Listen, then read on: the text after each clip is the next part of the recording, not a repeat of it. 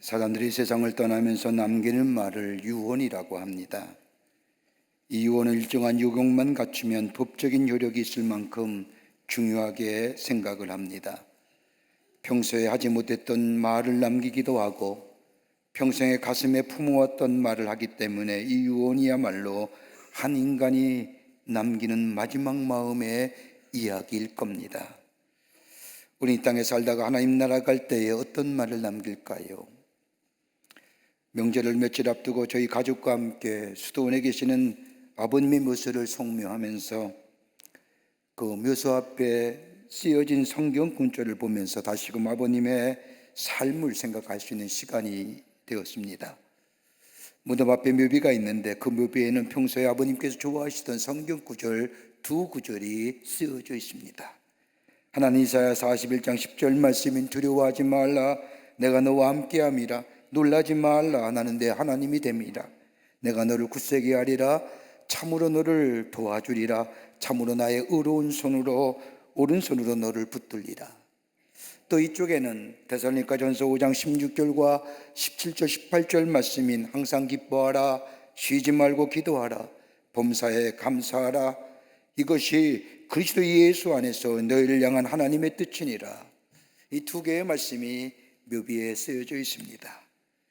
아마도 이렇게 쓴 말씀은 아버님께서 평소에 좋아하시던 말씀일 뿐만 아니라 힘들었을 때에 삶의 여정 가운데 어려움이 있을 때에 또 교회를 섬기는 일에 힘든 일이 있을 때마다 이 말씀을 붙잡고 승리하고 스스로 다짐하며 하나님의 위로와 격려와 힘이 되었던 말씀이기에 아버님의 묘비에 이 말씀이 쓰여진 것이라고 생각이 됩니다. 여러분, 묘비에 여러분 어떤 얘기, 어떤 말을 쓰기를 원하실까요? 영국의 작가인 버나드 쇼라고 하는 사람은 스스로 묘비병을 썼다고 합니다. 94세까지 살았던 그는 풍자의 달인이라고 하는 별명처럼 이런 말을 자신의 묘비에 써놓았다고 하는데 그 묘비의 글은 우물쭈물하다가 내 이럴 줄 알았어. 노인과 바다라는 소설로 유명한 해밍웨이 이런 사람은 자기 묘비를 이렇게 썼다고 합니다. 일어나지 못해 미안해.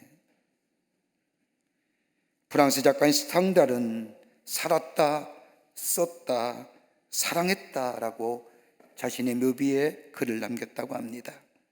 감리교의 시조가 되는 요한 웨슬레 목사님은 세상에서 가장 좋은 것은 하나님께서 우리와 함께 하신다는 겁니다. 그런데 이와는 달리 어떤 사람은 이렇게 자신의 묘비에 썼다고 합니다. 괜히 왔다 간다. 또 안타까운 묘비에 글이 있다고 한다면 다시 한 번의 기회를. 여러분 어떤 묘비의 글을 남기고 싶으신지요? 오늘 본문의 말씀 어떤 사람이 자기 포도원에 무화과 나무를 심었습니다. 그 나무에서 열매를 얻을까 하여 3년씩이나 나와서 보았는데 매년 열매가 없는 겁니다. 보통 무화과 나무는 2년부터 열매를 맺습니다. 3년이 지나면 열매가 맺어지고 5년과 7년 사이에 맺어진 열매가 가장 맛이 있다고 합니다. 그런데 열매가 없는 겁니다. 무화과 나무라면 없을 무자에 꽃타자를 쓴 것이기에 꽃이 피지 않는 과일나무란 뜻입니다. 꽃이 없는 무화과 나무는 이스라엘 대표적인 과일나무인데 이 무화과 나무는 6월절에 첫 열매를 맺는 것을 시작하여 총 4번 내지 5번에 걸쳐서 열매를 맺습니다. 그런데 조금 흥미로운 사실은 무화과 나무의 첫 열매와 그 후에 나오는 열매를 부르는 이름이 다르다는 겁니다. 우리말로는 다 무화과 나무라고 열매라고 번역되어 있지만 히브리어 원어를 보면 첫 번째 무화과 나무의 열매를 가리켜서 파게라고 얘기합니다. 그리고 그 후에 열리는 열매들을 단이라고 부릅니다. 그러니까 첫 번째 열매를 파게, 그 뒤에 열리는 열매들을 가리켜 판이라고 부르는데 오늘 재미있는 말씀은 오늘 본문의 말씀의 배경이 되는 지명이 벳바게와 베단입니다. 벳바게라고 하는 곳의 이름을 분석해 보면 집을 뜻하는 히브리어의 베이트와 천무화과 나무의 열매인 파게가 합쳐진 말입니다. 그러니 베이트 바게, 벳바게입니다. 즉 무화과 나무가 많이 있는 동네란 뜻입니다. 마찬가지로 베단이 역시 집을 뜻하는 베이트라고 하는 히브리어와 다한이라고 하는 무화과 나무의 열매가 합쳐진 말인데 베이트 다한이 즉 베단이입니다. 그러니까 벳바게와 베다니는 무화과 나무가 많은 동네요 열매가 많은 지역이라는 겁니다. 그곳에서 일어난 일입니다. 주인이 가수원지기에게 말합니다. 3년을 지켜봐도 열매가 없으니 찍어버리라고 어찌하여 땅만 버리느냐고 소망이 없다고 말합니다. 나무에 가치가 없다는 겁니다. 그래서 찍어버리고 다시 시작하자는 말입니다. 그때 과수원지기가 간청합니다. 1년만 주십시오.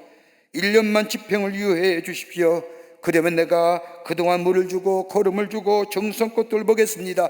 그때 가서 열매가 없으시면 찍어버리십시오. 여러분이 아다시피 나무마다 나무의 목적이 있습니다. 어떤 나무는 목재를 얻기 위해 기르는 나무가 있는 반면에 어떤 나무는 땔감용으로 기르는 나무가 있고 어떤 나무는 순전한 열매를 얻기 위해 기르는 나무가 있습니다. 대표적인 예가 포도나무입니다. 포도나무는 아무 쓸모없이 오직 열매를 얻기 위한 나무입니다. 마찬가지로 무화과 나무의 존재의 목적은 열매를 맺는 겁니다. 여러분, 존재에는 목적이 있고 그 목적 곧 존재의 가치를 결정합니다. 목적이 없는 것은 가치 없는 겁니다. 귀한 목적이 있다면 투자할 만한 가치가 있는 것이고 희생도 수고도 할 만합니다. 그러나 목적이 불분명하면 그를 위해 수고하는 것처럼 어리석은 일이 없을 겁니다. 그 일은 오히려 실망과 피곤함을 가져다 줍니다. 여러분, 하나님이 세상을 창조하실 때에 하나님의 피조물 된 모두 하나하나가 존재가 이유가 있고 목적이 있습니다. 여러분, 지금이 우리 지구촌이 당하는 생태계의 위기들, 지구의 온난화를 위하여 있는 엄청난 재해와 수많은 피해들, 여러분 왜 그럴까요? 하나님의 창조의 목적과 질서를 깨뜨렸기 때문에 생태계의 균형이 깨지고 그로 인하여 우리의 삶에 직접적인 영향을 닥치게 된 겁니다. 하나님이 창조하신 것에는 다 존재의 목적이 있습니다. 더더욱 하나님의 형상대로 지음받은 우리들에게는 목적이 분명합니다. 하나님의 뜻과 계획이 우리 안에 있습니다. 여러분, 가만히 생각해 보십시오. 하루에도 얼마나 많은 사람들이 생명을 잃습니까? 그런데 오늘 우리에게 생명을 주셨습니다. 오늘도 우리에게 생명 주심은 다름이 아니라 우리의 삶에 목적이 있음을 얘기합니다. 이 시간까지 살아있다는 것은 아직도 해야 할 일이 있을 뿐만 아니라 목적이 있어서 우리 하나님이 우리의 생명을 영장시켜 주십니다. 이것 안다고 한다면 죽음이 결코 두렵지 않습니다. 생명이 다한 날까지 바울이 고백한 것처럼 나의 갈 길을 다 간다고 고백한 것처럼 나의 삶을 다 걸어간 후에 어느 날 우리의 생명을 거두어가시면 아하, 하나님이 나를 통하여 하시고자 하는 일이 여기까지구나 생각하고 기쁜 마음으로 하나님 나라에 가면 하나님께서 우리에게 약속하신 것처럼 생명의 멸류관을 주실 것이고 주님 우리에게 약속하신 것처럼 영생의 삶을 누리는 기쁨, 이것이 우리 안에 있다고 한다면 죽음은 결코 두려워할 만한 존재가 아닙니다. 그러나 우리의 생명이 있다고 하는 것은 아직도 내게 해야 할 일이 있고 내 삶에 목적이 있고 그리고 꼭 필요하시기에 내 생명 주셨고 또한 우리의 삶을 통하여 열매 맺기를 원하신다는 겁니다. 그렇다고 하면 오늘 우리 주님이 이 말씀하신 이유가 어디 있을까요? 왜 굳이 이 말씀을 하신 이유가 어디 있을까요? 오늘 본문의 말씀을 통해서 함께 말씀을 나누며 은혜 받기를 원합니다. 첫째는 받은 은혜를 저버리지 말라는 겁니다. 오늘 13장 7절의 말씀을 보면 찍어버리라 어찌 땅만 버리느냐, 이 말씀은 주인이 3년을 기다렸음에도 불구하고 열매가 없음을 보자 찍어버리라고 말하는 겁니다. 다른 말로 말하면 인내의 한계가 있다는 말입니다. 여러분, 하나님의 인내에도 한계가 있습니다. 우리 하나님을 향하여 오래 참으십니다. 그런데 그 참으심에는 한계가 있습니다. 어느 순간에 가서는 심판이 있다는 말씀입니다. 여러분, 구약성을 읽다 보면 하나님 어떤 때는 참으시고 어떤 때는 못 참으신 것을 발견하게 됩니다. 하나님의 백성이 우상을 섬기고 부도덕하며 많은 잘못을 저지름에도 불구하고 우리 하나님은 참으시되 오래 참으십니다. 그런데 어느 때 참지 못하시고 심판하시느냐? 딱 하나요. 하나님이 만홀히 여김을 받으실 때에. 여러분, 그 예표가 출애굽기의 말씀에 나옵니다. 이스라엘 백성이 애굽에서 나와 광야에 머무는 동안 모세는 하나님의 말씀을 듣고자 저 시내산에 올라갔습니다. 모세가 시내산에 올라간 40일을 기다리지 못한 이스라엘 백성은 금송아지를 만들어 그 앞에 절을 놓고 출애굽기 32장 8절의 말씀을 보면 모세의 형인 아론이 얘기합니다. 이는 너희를 애굽 땅에서 인도하여 낸 너희의 신이라. 금송아지를 향하여 신이라고 말합니다. 하나님이라 칭한 겁니다. 하나님을 우상한 겁니다. 여러분, 하나님을 우상한다는 것은 하나님을 버리고 우상을 섬긴다는 것이 아니라 하나님을 전능하신 하나님, 유일하신 하나님에서 다른 일반의 신과 동일시한다는 겁니다. 하나님을 인격적인 하나님으로 모시고 사는 것이 아니라 단순히 우리를 인도해낸 하나의 다른 신들과 같이 마찬가지로 여겼다는 겁니다. 이런 모습을 본 하나님은 참지 못하시고 그 자리에서 그들에게 진노와 심판을 내리십니다. 근데 여러분, 이런 하나님과 또 다른 하나님의 모습이 있습니다. 여러분, 탕자의 비유 아시지요? 예수님의 비유 가운데 탕자의 비유가 있습니다. 탕자의 비유 속에는 많은 의미가 담겨져 있는데 그 가운데 우리가 눈여겨볼 것이 하나 있다고 한다면 하나님의 인내하심입니다. 참고 기다리심입니다. 탕자의 비유를 읽어보다 보면 탕자가 돌아올까지 이 아버지는 기다립니다. 오래 기다리시며 집을 나간 아들이 돌아오기만을 참고 기다리십니다. 그런데 이 아버지의 기다림은 막연한 기다림이 아니라는 겁니다. 성경 말씀을 보면 매일 아침마다 동구밭으로 나아가 이제나 저제나 작은 아들이 돌아올까 기다리시는 정적인 기다림이 아니라 동적인 기다림입니다. 여러분, 이사야 말씀을 보십시오. 하나님으로부터 멀리 떠난 이스라엘 백성들, 하나님 당신의 백성이 돌아오기만을 기다리십니다. 그냥 막연하게 돌아오겠지, 저들이 가면 어떻게 가? 하고 하며 기다린 것이 아니라, 정적인 기다림이 아니라 하나님은 이스라엘 백성을 향하여 선지자를 보내고 예언자를 보내요 하나님의 마음을 저들에게 전합니다.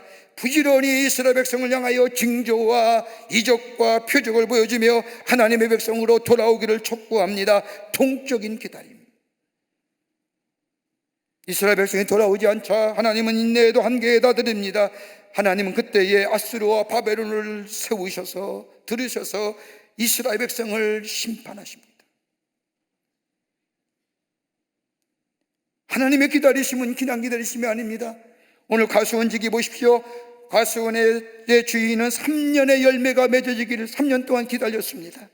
그냥 기다린 것이 아니라 가수원지기를 통하여 물을 주기도 하고 거름을 주기도 하고 가꾸면서 열매 맺기를 기다립니다. 기다려도 열매가 맺어지지 않니 가수원 주인은 나무를 베어보기로 결심합니다. 여러분, 하나님의 인내에도 한계가 있습니다. 마냥 기다리시는 하나님이 아니십니다. 무화과 나무의 존재의 목적은 열매입니다. 여러분, 사랑한다고 하지만 사랑에도 한계가 있습니다. 우리 하나님의 사랑은 무한하신다고 말합니다. 무한하시다고 한다면 심판이 없어야 되는데 하나님은 인내 한계하시고 진노하시고 심판하십니다. 어느 때요? 하나님이 만물이 여김을 받습니다. 회개하고 돌아온 자에게 하나님의 사랑은 한이 없으시지만 죄짓기를 계속하며 방종해서 방임으로 치닫는 인생에게는 하나님의 사랑은 무한하지 않습니다. 물론 죄인에 대하여 참으십니다. 왜요? 돌아오기만을 기다리시기 때문입니다. 하나님을 만물이 여기며 하나님의 하나님 되심을 인정하지 아니하며 하나님을 만물이 여기며 나의 인생의 자유 주심에 방종해서 방임에 흐르는 삶에는 하나님은 심판하신데 왜요? 하나님의 공의가 무너지기 때문입니다. 3년을 기다렸습니다. 참을 만큼 참았다는 겁니다. 충분히 필요할 만큼 참았습니다. 그러기에 본문의 말씀에 어찌 땅만 버리느냐? 3년을 기다렸는데 어찌 열매가 없느냐? 열매가 없는 나무를 위하여 어찌 투자하겠느냐? 다른 말로 하면 하나님의 주신 은혜에 허비하지 말라는 겁니다. 하나님의 사랑 귀하게 여기라는 겁니다. 은혜 안에 은혜 속에 자라나는 겁니다. 그럴 때에 그 안에 열매가 맺어지고 그 삶에 풍요로운 하나님의 축복을 누리며 사는 복된 인생이 됩니다. 두 번째는 우리의 가능성을 보시는 하나님이시라는 겁니다. 주인이 와서 열매 없는 무화과나무를 베어버리고 말씀만 말합니다. 근데 가수원증인은 이 주인의 말에 13장 8절의 말씀을 보면 주인이요 금년에도 그대로 두소서 내가 두릅하고 거름을 주리이다. 한 번만 은혜로 기회 달라는 겁니다. 지난 3년 동안 열매는 비록 없었지만 다시금 거름을 주고 김을 매면 분명히 열매 있을 겁니다 라고 가수원증인은 생각합니다. 뭘 얘기해요? 잠재적 가능성입니다. 잠재적인 능력입니다. 지금 비록 열매는 없지만 그러나 다시 한 번의 기회가 있어지면 그것은 은혜로 주어진다고 한다면 분명히 열매가 있을 것입니다 라고 말합니다. 가능성의 믿음입니다. 가수원증인은 무화과나무의 문제를 생리적으로 본 것이 아니라 태어날 때부터 나무로 자랄 때부터 문제가 있는 생리적 관점에서 바라본 것이 아니라 병리적 관점에서 바라봤습니다. 태어날 때부터의 문제가 아니라 자라면서의 문제라는 겁니다. 돌아오기만 하면 다시 회복할 수 있는 가능성에 대한 소망이 가수원지기에게 있었다는 겁니다. 여러분, 문제를 병리적인 관점에서 바라보면 소망이 없습니다. 구원의 여망이 없습니다. 생리적 관점에서 바라보면, 그러나 병리적 관점에서 보면 바꿀 수도 있습니다. 변할 수도 있습니다. 고칠 수 있습니다. 가수원지기가 말하는 거 보십시오. 금년에도 그대로 두소서 라고 하는 이 말은 한 번의 기회를 은혜로 달라는 겁니다. 그러면서 그 뒤에 말씀을 보면 내가 두릅하고 거름을 주고 가능성을 주시오. 여러분, 믿음이 뭘까요? 여러분, 우리 안에 믿음이 있다는 게 뭘까요? 우리가 믿음을 정의할 때에 믿음은 바라는 것들의 실상이요 보지 못하는 것들의 증거니라. 뭘 얘기해요? 가능성에 열려진 세계입니다. 지금 비록 보이지 않지만 앞으로 보일 것을 믿는 겁니다. 열려진 세계를 보는 겁니다. 거저 생기는 것이 아니라 내 안에 믿음이 있을 때에 오늘 이 가수원지기는 내가 두릅하고 거름을 주고 물을 파주면 분명히 열매를 맺을 것이라고 하는 믿음의 관점에서 가능성을 바라봅니다. 하나님의 은혜의 보좌에 들어올 때에 그 속에 새로운 열매가 맺어짐을 보았다는 겁니다. 여러분, 오늘 본문의 말씀해 보십시오. 그 뒤에 나오는 말씀이 뭡니까? 귀신 들린 여자를 고쳐주신 예수님의 모습이 나옵니다. 18년 동안이나 귀신에 잡혀서 꼼짝 못했던 여인, 그럼에도 불구하고 예수님은 그녀에게 다가가셔서 그의 병을 고쳐줍니다. 뭐예요? 귀신만 나간다고 한다면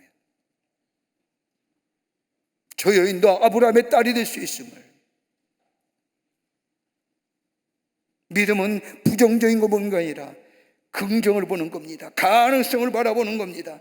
그냥 내 의지와 내 노력의 가능성이 열려진 것이 아니라 하나님이 우리와 함께 하시고 나를 도우시고 나와 동행하시며 내게 힘주실 때에 내 미래의 세계가 믿음 안에서, 그 믿음 안에서 열려지는 가능성의 세계입니다.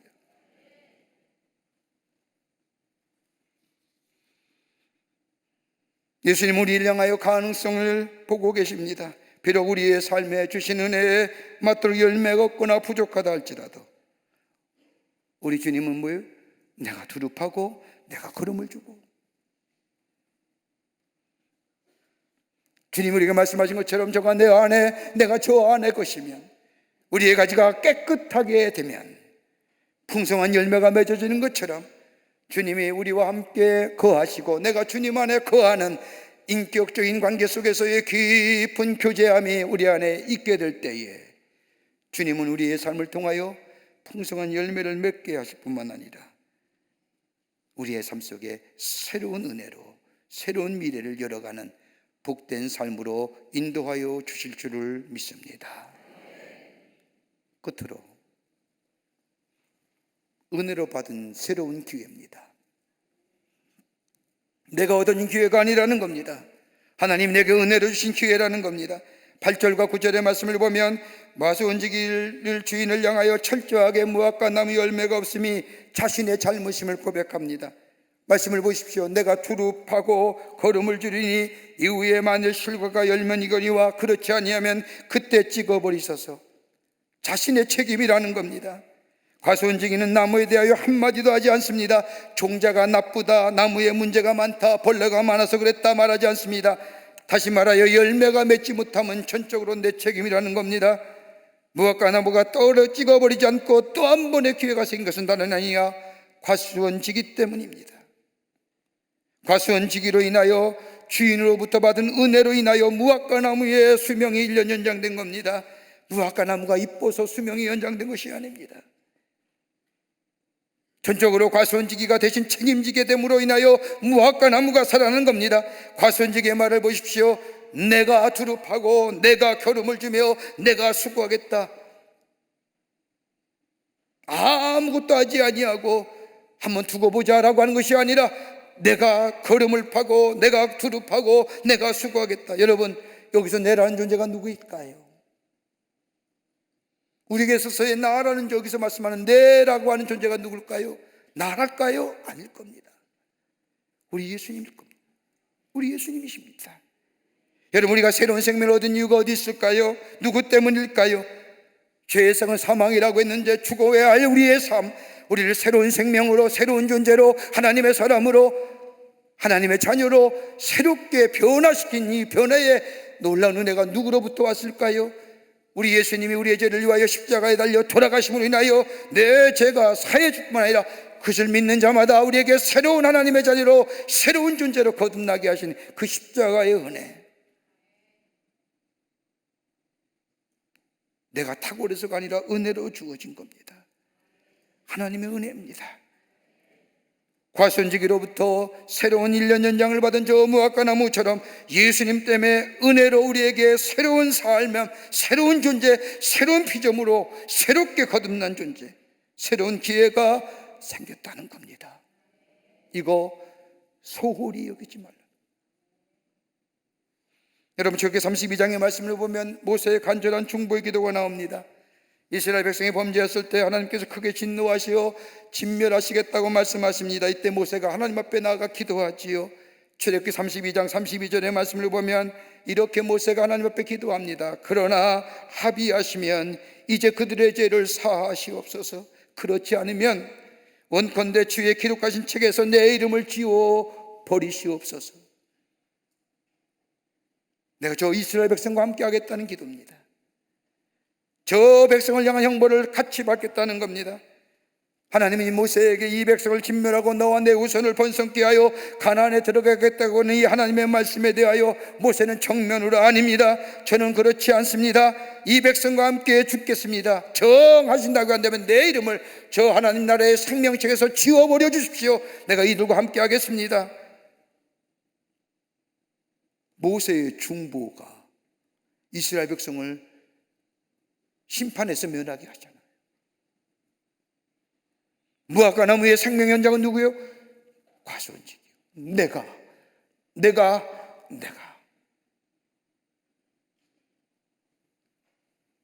사랑하는 성도 여러분, 이제 2024년도 2달밖에 안 남았어요. 가만히 되돌아보면 우리 안에 열매가 없는 것 같습니다. 여러분, 그렇다고 낙심하지 마십시다. 늦지 않았습니다. 우리 안에 아직도 은혜가 있습니다. 하나님이 우리에게 기대하는 것이 있습니다. 그 은혜를 귀히 여기며 내 삶의 자리를 주님 앞에, 주님이 내 안에 하나님과 인격적인 관계 속에서 주님과 함께 살아가는 인생이 될 때에 주님은 오늘 이 과수원지기가 내가 두릅하고 내가 걸음을 주고 내가 물을 주는 것처럼 우리의 삶을 인도해 주실 겁니다. 거기에 풍성한 열매가 맺어지는 인생이 됩니다. 그 안에 주의 영광이 드러나게 됩니다. 이런 인생의 삶으로 살아가시는, 그래서 내 안에 새로운 하나님의 창조의 역사를 경험하시는 여러분과 저와 되시기를 주의 이름으로 축원합니다. 살아서 역사하시는 전능하신 하나님, 우리의 인생 하나님이 지키시고 인도하심에 감사를 드립니다. 잊어버리고 살 때가 얼마나 많은지, 내 노력과 내 의지와 내 능력이 나를 만들었다고 생각하며 교만하가 살 때가 얼마나 많은지 내려놓게 하시고 은혜 깨닫게 하시고 은혜 안에 거하게 하시고 주님과의 깊은 인격적인 교제를 통하여 주의 인도하심 받아 내 안에 풍성한 열매를 맺어지는 하나님의 사람들로 살아가게 도와주시옵소서. 성령이 도우시고 인도해 주실 줄 믿으며 예수님의 이름으로 기도하옵나이다. 아멘.